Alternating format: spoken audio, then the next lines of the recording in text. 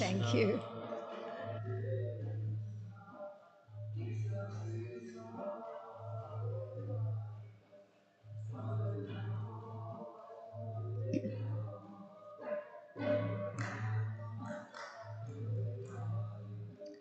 Hare Krishna, Krishna Krishna, Hare Hare, Hare Rama, Rama Rama, Hare Hare.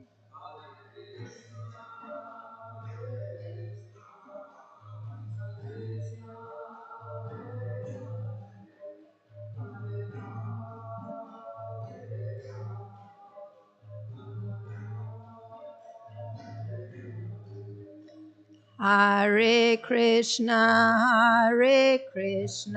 Krishna Krishna, Hare Hare, Hare Rama,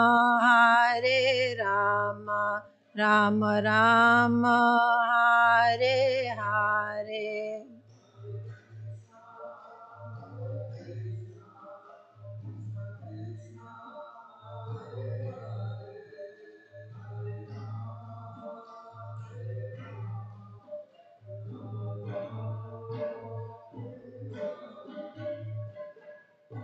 Kishore Kishori ki jai, Jagannath Baladev Subhadra Marani ki jai, Gonitai ki jai, Srila Prabhupada ki jai.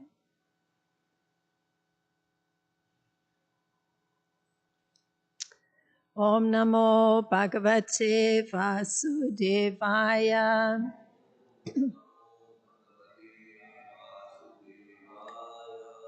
Om Namo Bhagavate Vasudevaya.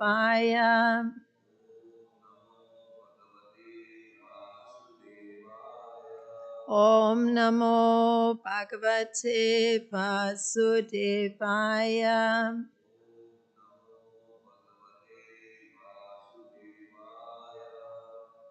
This morning we're reading from Canto 10, Chapter 83 and text 17, 18 and 19.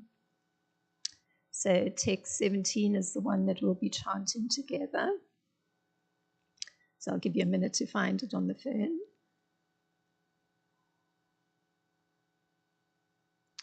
Okay. Shri Lakshmano Vacha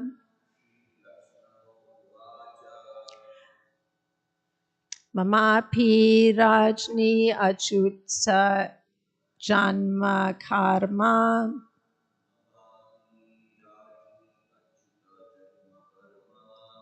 Shrutva Muhur Narada Gitam Asaha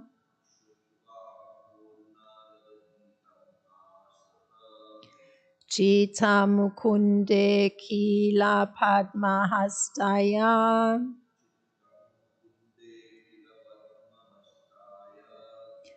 Vrita Samrishya Vihaya Lokapan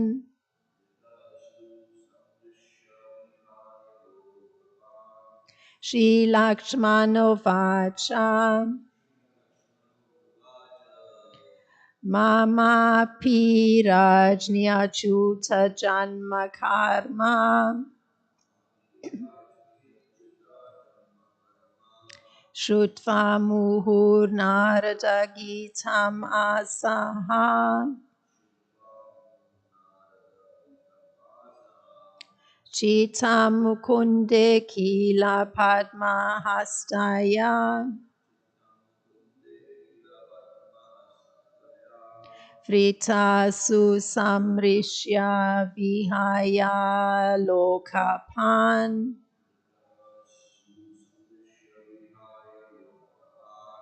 Shri Lakshmano Vacha Mama Pirajni Achyuta Janma Karma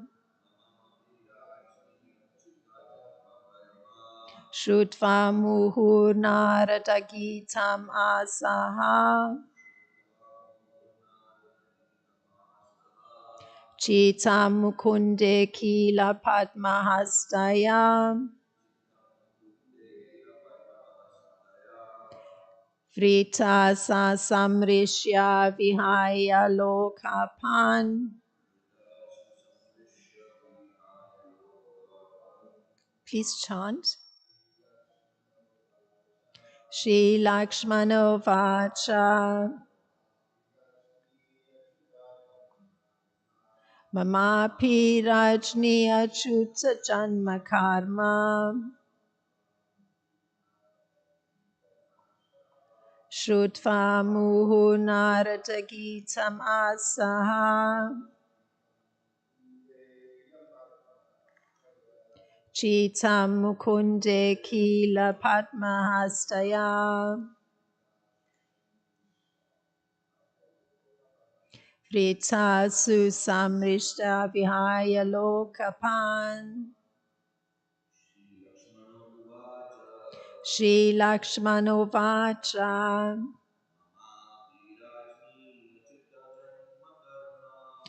Mama Pirajni Achuta Janma Karma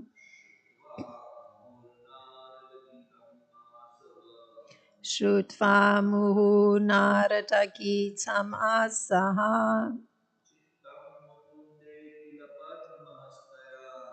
Chitam Mukunde Kila Padmahastaya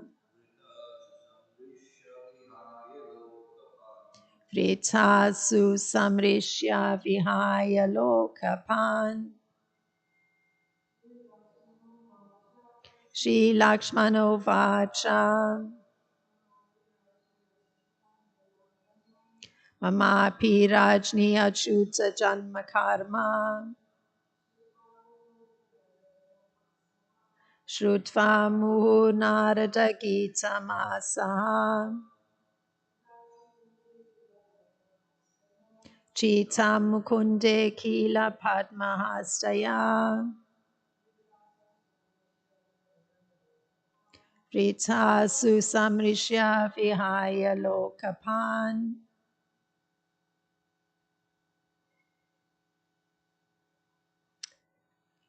The word for word, Sri Lakshmana Vacha. Sri Lakshmana said, Mama, my, Api, also, Rajni, O Queen, Achyuta, of Lord Krishna, Janma, about the births, karma, and activities, Shrutva, hearing, Muhu, repeatedly, Narada, by Narada Muni, Gitam, chanted, Asaha,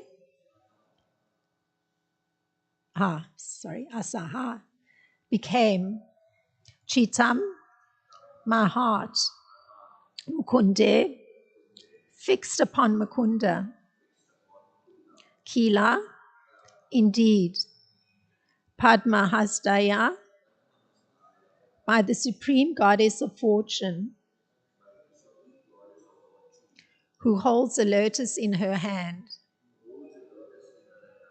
Vrita, chosen.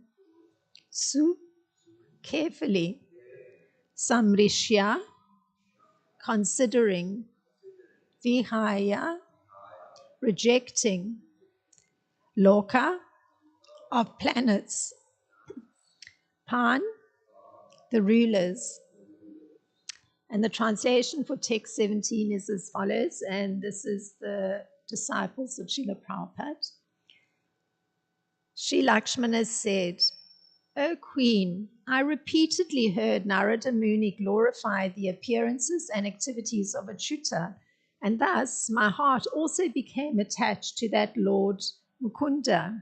Indeed, even goddess Padmahasta chose him as her husband after careful consideration, rejecting the great demigods who ruled various planets. So text 18 continuing. Jnatva mama matam sadvi Pita duhitri vatsata Brihatsena iti kiyatas tatropayam ajikarat. And the translation for text 18, again, disciples of Srila Prabhupada. My father, Brihatsena, was by nature compassionate to his daughter, and knowing how I felt, O saintly lady, he arranged to fulfill my desire. In text 19, Yata svayam vare rajni masyaha partipsaya krita ayam tu bahir achano drishyate sajate param. And the translation for text 19, just as a fish was used as a target in your Swayamvara ceremony, O Queen, to assure that you would obtain Arjuna as your husband, so a fish was also used in my ceremony. In my case, however, it was concealed on all sides, and only its reflection could be seen in a pot of water below. And this verse has a purport by the disciples of Srila Prabhupada.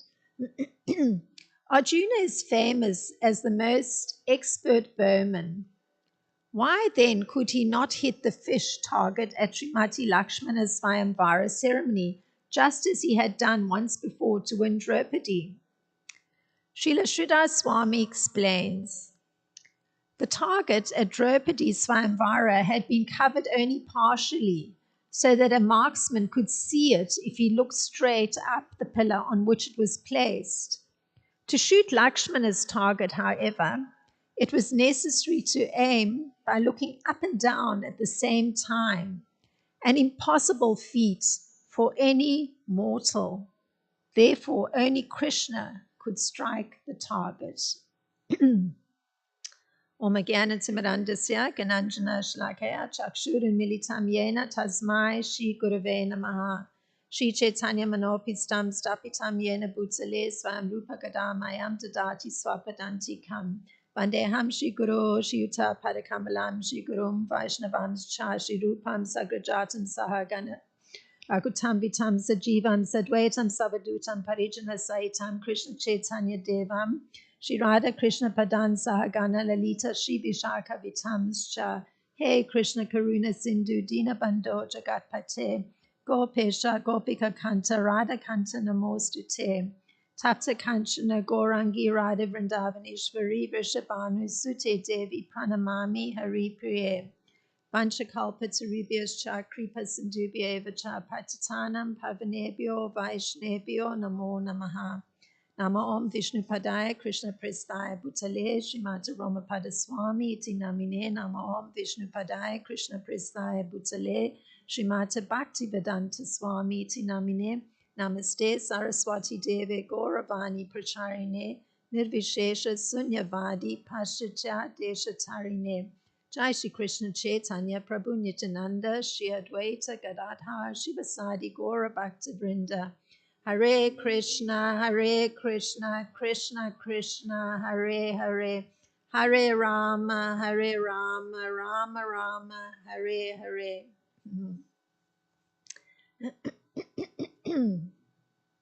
So good morning.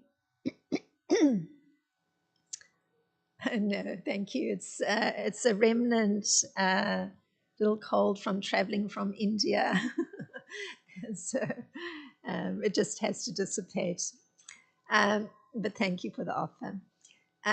So when Lord Krishna was busy meeting various kinds of visitors, and while they were engaged in offering prayers to the Lord, the female members of the Kuru dynasty and the Yadu dynasty took the opportunity to meet with one another. So this is all at the time of a huge eclipse. So it's a very auspicious moment. And so the Kuru dynasty, the Yadu dynasty, the residents of Vrindavan have all come to one place.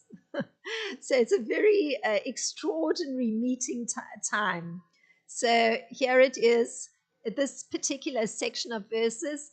It's particularly the members of the Kuru dynasty and the Yadu dynasty meeting together, and particularly the woman. So they're engaging in talk of Krishna's transcendental pastimes. So even though Krishna's present, this is what they're doing. They're still conversing about his pastimes. So the first inquiry was made by Draupadi. And she's making the inquiry to the wives of Lord Krishna. So this is how she addresses them.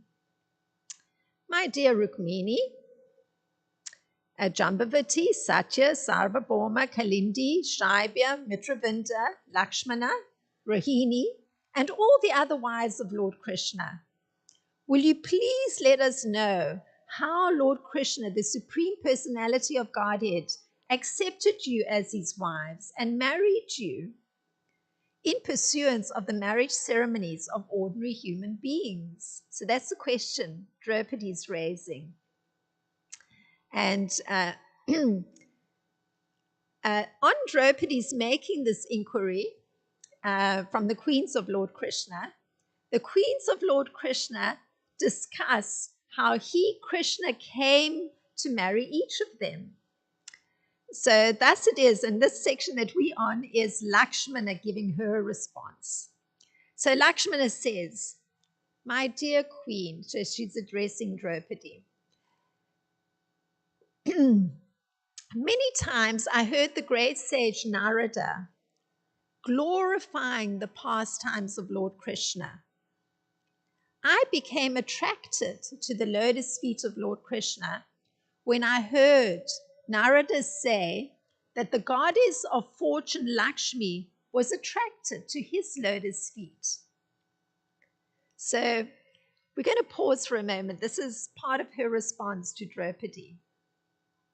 So we want to reinforce a significant characteristic of Narada Muni, because this is such a key feature for how it is that Queen Lakshmana came to accept Krishna's lotus feet. It was just from hearing from Narada Muni. So one of the extraordinary characteristics of Narada Muni is given by Srila Sutta Goswami. And this is what Srila Sutta Goswami says of Narada Muni.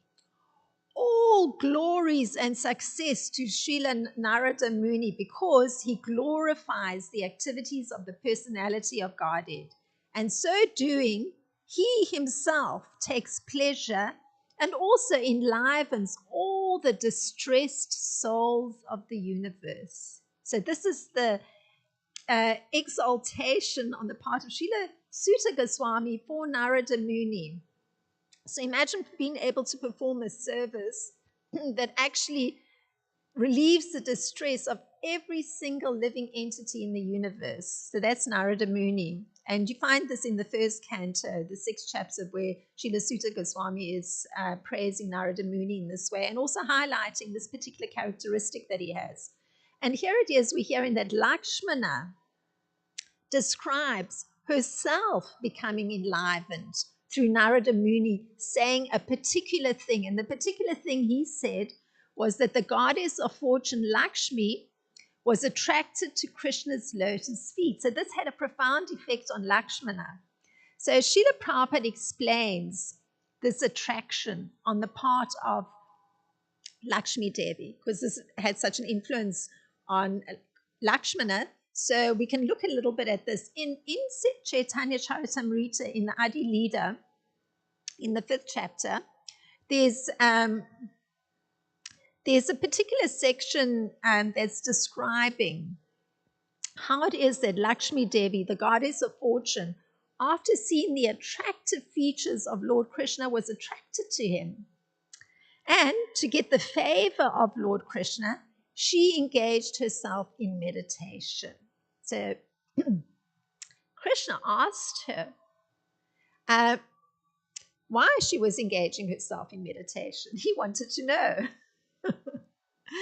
and particularly she was doing it with some austerity. So Lakshmi Devi answered Krishna, and this is what she said. I want to be one of your associates like the gopis in Vrindavan. This was her response.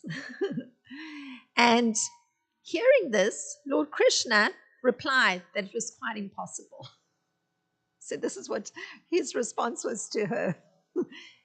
And Lakshmi Devi, she responded to Lord Krishna, then I want to remain just like a golden line on your chest. So this was, she was told it's impossible for her to be one of the gopis of Vrindavan. So then she said, all right, let me just be a golden line on your chest. And the Lord granted this request. And since then, Lakshmi has always been situated on the chest of Lord Krishna as a golden line. So just a simple golden line. Now, there's also a mention of the austerity and meditation of Lakshmi Devi, and this is in the 16th chapter of this 10th canto. The Nagapatis, the wives of the serpent Kalia, they also bring up this particular point about Lakshmi Devi, and this is what they say, because they're addressing Lord Krishna, and they're trying to beseech Lord Krishna not to further punish their husband. So part of what they say is bringing attention to Lakshmi Devi, and this is what they say. Oh Lord, we do not know how the serpent Kalia has attained this great opportunity of being touched by the dust of your lotus feet.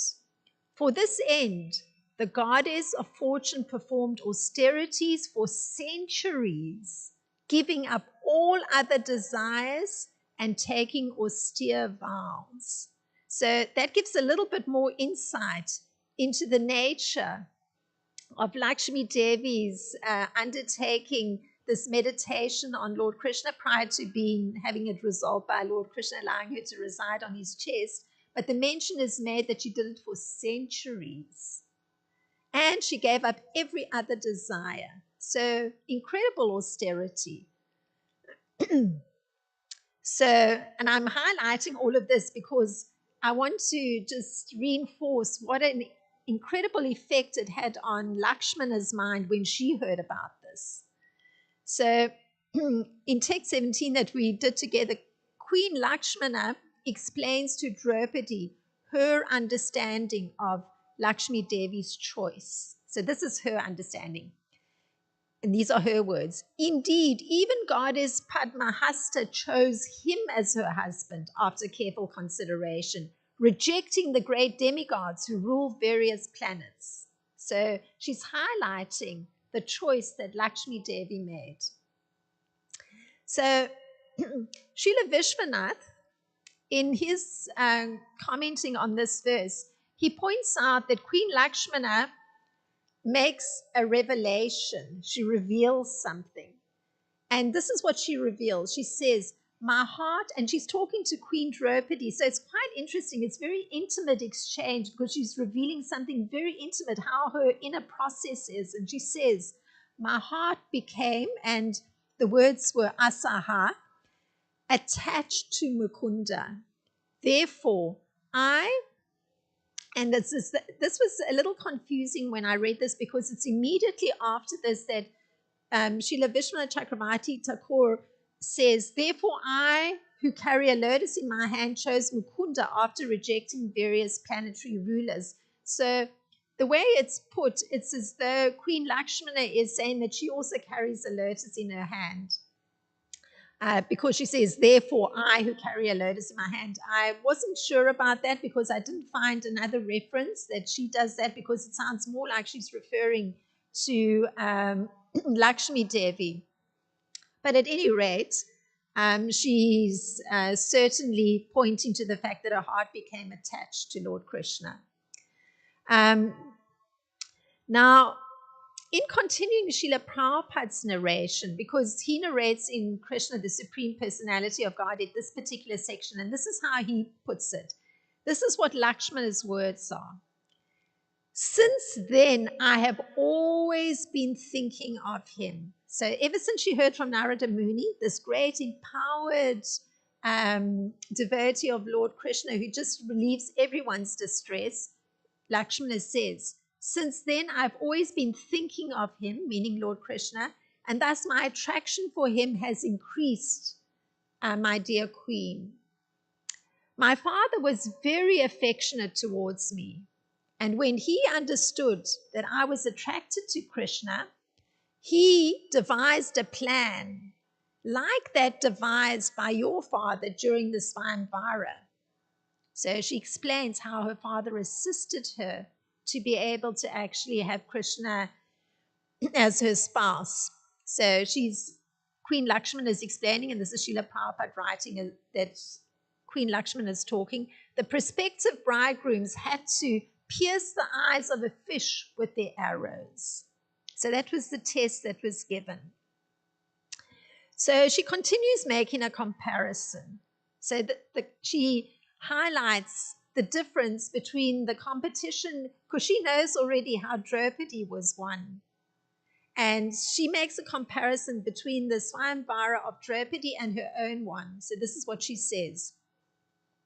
The difference between the competition in your Swayamvara, meaning Queen Draupadi's, and mine was that in yours, the fish was hanging openly on the ceiling in clear view. But in mine, the fish was covered and could not be seen. It could be seen only by its reflection in a pot of water. So that's the difference she's highlighting between the tests that were placed there in the Swayamvara. So any capable potential suitor had to be able to pierce the eye of the fish. So notice the huge difference. In the case of Lakshmana, the fish was completely concealed, couldn't be seen, only in the pot of water below. But still, that fish that couldn't be seen had to be pierced through the eye. So that was the test.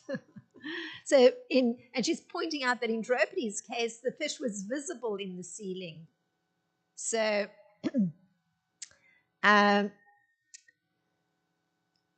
Vishwanath, again, he points out that Lakshmana has said, and it's kind of reiterating what we're hearing, but it's just like getting into a little bit more subtlety.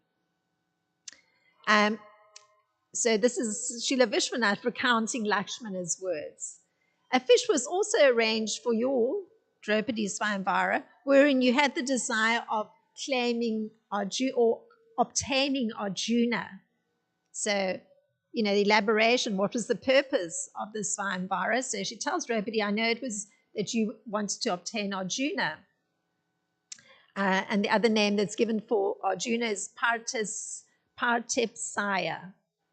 And Srila Vishwanath says that sometimes in the Bhagavatam, this word, Partesaya, is sometimes put as Partesh Apkrita, which means that she was struck herself by the arrows of Arjuna. So she wanted Arjuna because she had been struck by the arrows of Arjuna. So sometimes there's a little difference of words. So that's our great Acharya, Srila Vishwanath, just pointing out that sometimes it's related that way.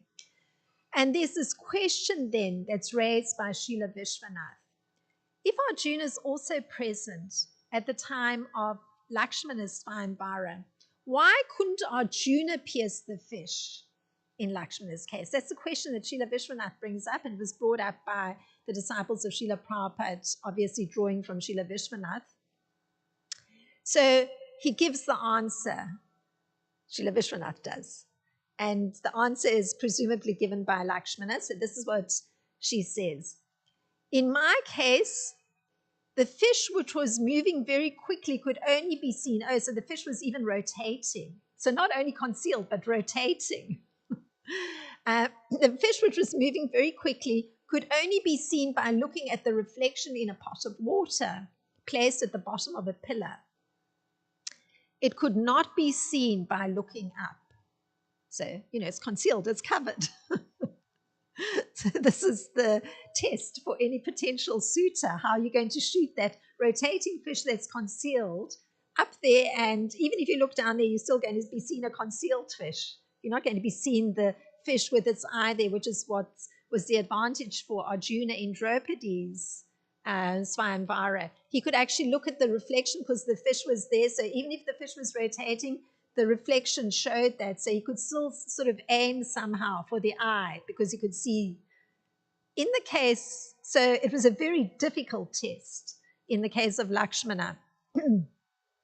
So she says, it could not be seen, so talking about the fish in her case, it could not be seen by looking up.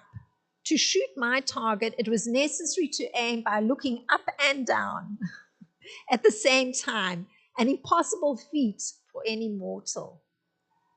Looking up and down, but also remember the fish is covered. So, and therefore Lakshmana says only Krishna could strike the target. So that answers the question that even a great marksman like Arjuna couldn't actually really do it because it was a little bit outside even of what would be the word physical possibility. So, and she tells Draupadi, but the fish arranged by your father, though covered, could be aimed at by looking up at the pillar and thus be pierced by the expert marksman Arjuna. So the fact that Queen Lakshmana can explain what Lord Krishna did means she could say that what he did was, in a way, not natural. Like for a normal human being, it's not natural. So to speak the way she was requires an ability of somebody that even goes beyond being a warrior. And Queen Lakshmana understood this. So that's why she's able to explain it to Draupadi. So you can say that there's a physical, natural ability, and then there's a spiritual ability, and they're not the same. So Lord Krishna, he himself gives some insight into what gives spiritual ability. So this is how Krishna describes it, just how there has to be some connection with him. So he puts it this way. Not that, Arjuna certainly had that connection, but just to get a further insight into what gives one spiritual ability. And he says, engage your mind always in thinking of me. Become my devotee, offer obeisances to me and worship me. Being completely absorbed in me, surely you will come to me. But this is the means for having that spiritual ability, being completely absorbed in Lord Krishna, always thinking of him, offering obeisances to him, worshipping him. So it's a complete absorption of one's being. That's what spiritualizes one's whole body, one's whole mind, everything. And that's manmana bhava mad bhakto madhyajmam namaskuru nam evaishyasi yuktaivam atmanam mat parayanaham. Bhagavad Gita 9:34. So the means of being delivered from just the physical or being encased in a physical form and being at the mercy of how material nature is pulling one, that's what's actually being given by Krishna. So the distinguishing characteristic of Krishna is that there's no difference between his body and his mind. So I've had recently to deal a lot with my mind because I found that things seemed externally to be obstacles in devotional life. So I certainly understood there's a difference between the body and the mind. So body wants to do something, but the mind is actually putting an obstruction. So in the case of Krishna, no difference between his body and his mind. He's not an ordinary human being. So his body isn't material, but it's eternal, it's blissful, it's full of knowledge.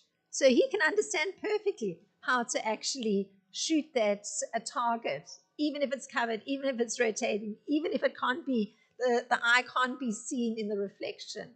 He will actually have an understanding exactly when to shoot and to pierce that eye. So the body isn't material. There's super intelligence, meaning full of knowledge. So the mind one engages in Krishna, one's own mind, has to be in his eternal form. And it's a primal form, it's the original form. And one has to have a conviction in one's heart that he's the supreme, he's the perfect, he's complete, he's whole. So this is the kind of mind one needs to engage in service to Lord Krishna. And that he's not restricted by any limitation, because he doesn't have that just a physiological constitution. So there's no restriction for Lord Krishna. So similarly, when practicing worship of Krishna before the deity, for instance, one has to engage one's mind, one's body, one's activities, everything. So it's a very powerful thing.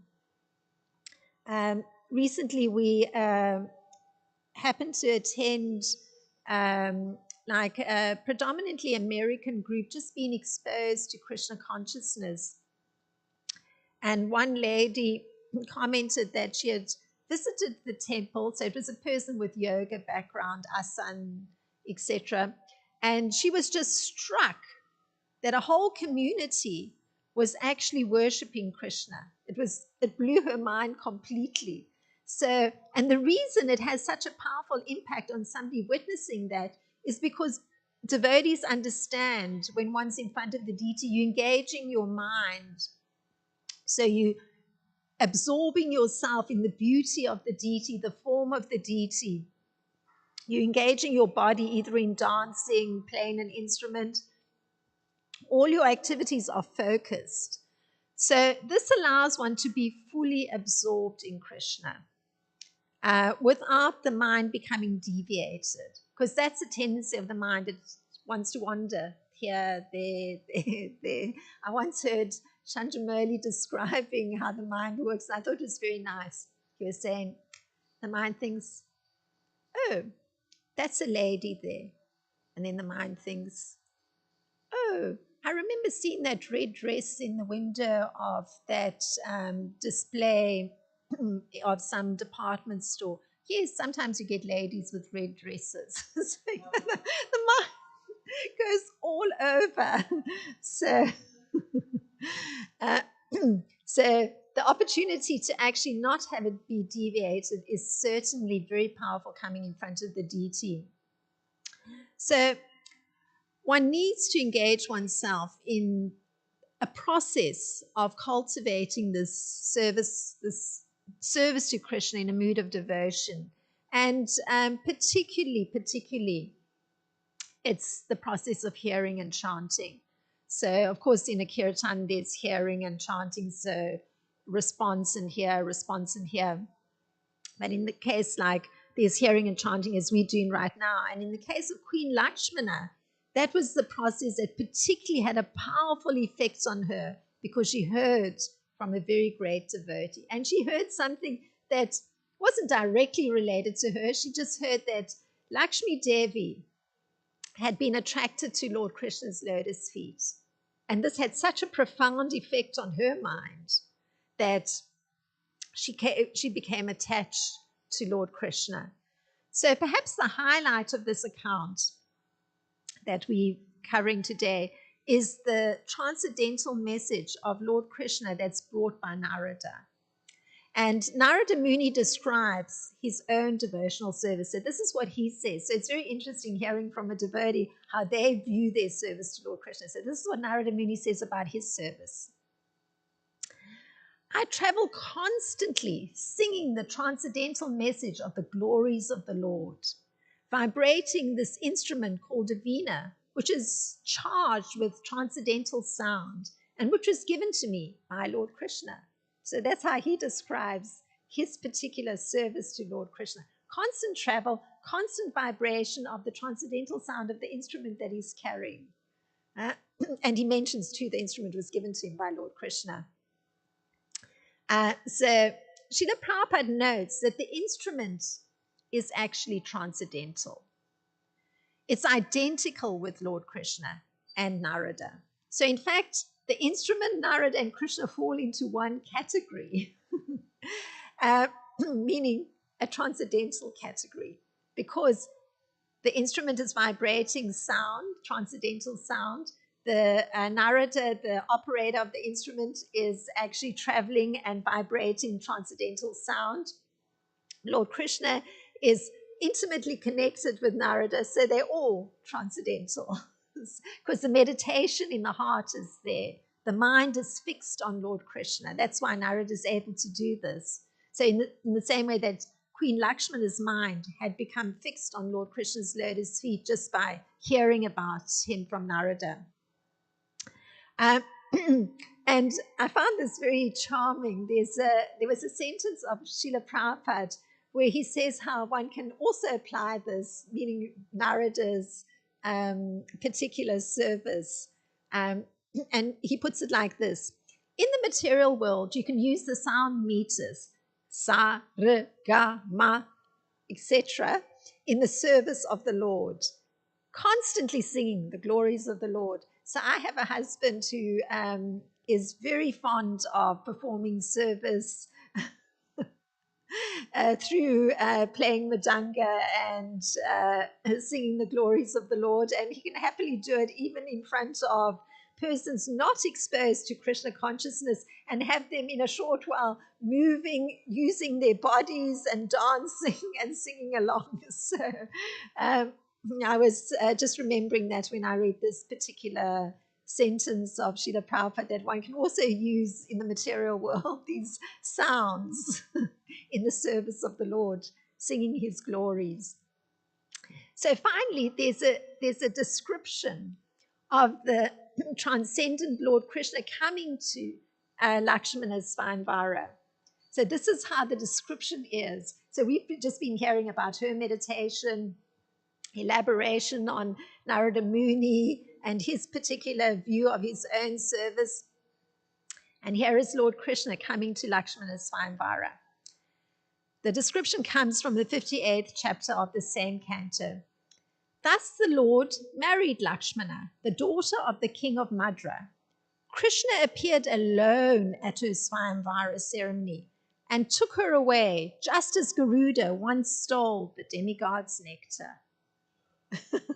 So very precise, very precise. The connection was there because of the deep devotion that Lakshmana carried in her heart for Krishna. So Krishna just arrived and removed her from the Swayamvara, performed the act of piercing that rotating covered fish's eye, and just removed Lakshmana. And the description, the comparison is made. It was like stealing, compared to Garuda stealing nectar from the demigods. So that was an attempt to look at these three verses. If there's some thought that's come, something to elaborate further on this particular topic, please feel free.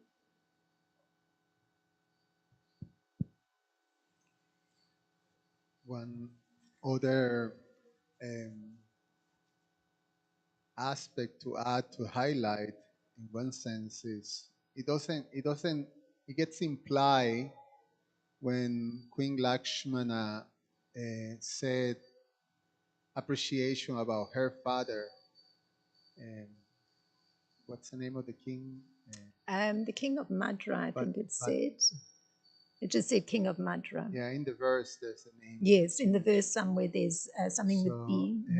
She said that her father, being very kind to her, make all the knowing her heart, meaning that he could understand that she have, this type of devotion, pure devotion to Krishna, and she have given her heart to Krishna.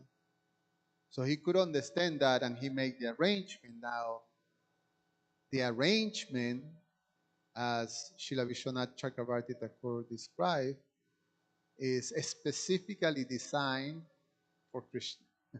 So Krishna is the only one who can do it. So meaning that this king also have a very advanced understanding of Krishna's position. Because the way he designed the task of piercing was only possible for Krishna to do it because you have to look simultaneously up and down, meaning that as you're looking down, you're looking up. So that's physically impossible, as you said. And so Krishna, only Krishna, I mean, we pray to Krishna, um, what is it, that he can perform, any senses can perform the activity of the other senses. So Krishna can do that simultaneously. When he's looking down, he's looking up. So only, you know, Krishna can do that task, not even Arjuna. So,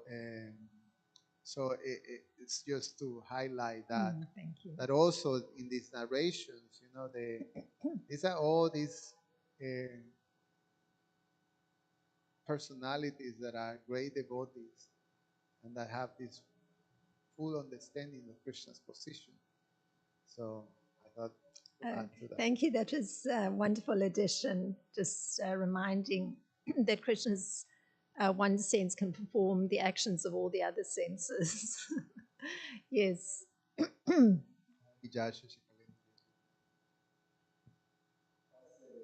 Sanhita verse, I will pray. Thank you, Mataji. Thank Hare you. Krishna. Thank you for your kind attention. So, such a nice class that you have given. So much efforts that you have put in. Thank you so much. Oh, thank you for your kind attendance. So, a couple of things. First is Queen's Lakshmana's reference. Reference point was Lakshmi Devi. Now, it is coincidence, maybe, that we are celebrating Lakshmi Puja in these days, Diwali days, right? So, I was thinking about that. But I was also thinking, instead of directly getting attracted to Krishna, her reference point was Lakshmi Devi. That means how much attached she must have been to Lakshmi Devi. Oh, that my hero or my heroine, the whom I worship, who was so difficult to get anyone, for demigods, she chose Krishna. So it was indirect reference. That was one thing. And second important thing that came out from this verse is about hearing, the importance of hearing. She heard this from Narada Muni. Yeah. Similarly, I was thinking about Rukmini Devi. She also heard when she started that famous first love letter, that the Shrutva Grinan Bhavasundara Shrunvatamte. She also starts with that, I heard about you, my Lord, and that's the reason how I'm getting attracted. Similarly, Prahlad Maharaj, when he was in womb of his mother, uh, he was hearing from Narad. So that's importance of hearing. Now, that made me thinking, so of course, in our movement, we are given importance of chanting and hearing at the same time. But when I look outside what other people are hearing, the popular music or what, or the television, or all kinds of hearing that they are doing. So I was thinking, why not, we use these tools, television or radio, too much, to spread this. Of course, there have been some attempts like Hare Krishna TV and all, but in Western culture, that is missing. So the more um, the popular one, we are not using those popular channels or to propagate our movement. I was thinking about that. That's a wonderful point. My husband's been giving thought to looking at least how in the city of Chicago one can actually reach out to the broader population, and particularly employing our digital world to do so. So it is being thought about. But when you were talking, what came to my mind, because of visiting India recently, and we spent we had gone on a yatra, but we ended up spending 2 extra weeks in New Delhi. So New Delhi is a very densely populated city, and I was noticing several things that were indicative of the general practice of devotion. So one is that the east of Kailash temple where we were has like a constant stream of visitors. So here, you know, we may have one or two, you can count on one hand. The person in the front, I used to often ask, you know, how many people come in one day? So, you know, it might be 5, 6, 10. In this temple, it's a constant stream throughout the day, and the temple's on a hill. You see people climbing stairs, constant stream. And particularly what struck me was the temple helps everybody along with the hearing and chanting, because the minute you enter the grounds of the temple, Srila Prabhupada's Maha Mantra is playing. It's the most fantastic thing to hear it when you enter the grounds of the temple. Like, you know, sometimes we take it for granted, you know, that you can buy the little box with the Maha Mantra of Srila Prabhupada singing the Maha Mantra, and you can, you know, play it continuously. But hearing it when you enter the grounds of the temple, it immediately surcharges the whole atmosphere. So, and people are being assisted, even if their minds are diverted this way or the other. You're hearing the Maha Mantra as you're making your way along the grounds to reach the temple room. And then the other thing I noticed was it doesn't matter where you go. When people are seeing a devotee, they immediately say Hare Krishna. Some people say Radhe, Radhe, but most people say Hare Krishna. And I was comparing this to the 90s. The last time I was in New Delhi was in the 90s. So at that time, there was no such thing. There was no such thing. People were not saying Hare Krishna when they saw a devotee. So I've become aware how the International Society for Krishna Consciousness has been fulfilling this mission of bringing the transcendental sound to the public. Because people literally, wherever you go, there'll be somebody sees somebody's wearing a sari, somebody's wearing a dhoti, but they're foreigners, but they have tilak, Hare Krishna, immediately. So it didn't matter that, you know, one's not in an Indian body, the persons are seeing the tilak and understanding it's a devotee. So, so at least in India, I was very touched to actually see how much the transcendental sound vibration has been brought to the general public. I was really touched. So that's just in response by making a comparison to what you're proposing. And I think your proposal is very significant, because indeed we're so isolated in terms of our coverage or our reach to the broader population. And this is, as my husband, who's been doing all this research, was saying, it's the third biggest city in the United States, Chicago. And to think that actually even if one looks on Sunday where many persons come to worship the deity, there's hardly anybody that's of a non-Indian body that's coming to the temple. And we're living in a city of 3 million people. So yes, there's work to be done. But I'm hopeful that we can move in that direction, because if it was possible in India from between 1994 maybe and 2024, this transformation, it must also be possible, even in a place where it's not a generally devotional atmosphere. It must be possible that somehow more of the transcendental sound vibration goes out. I mean, currently it may be in yoga circles, but without the proper understanding. But that it can expand. And we pray that that is there, so it brings auspiciousness to everyone. And just as Narada Muni said, is described, that somehow this distress that everyone feels in the world can be mitigated through being exposed to the transcendental sound vibration. One prays that that can be the case. So,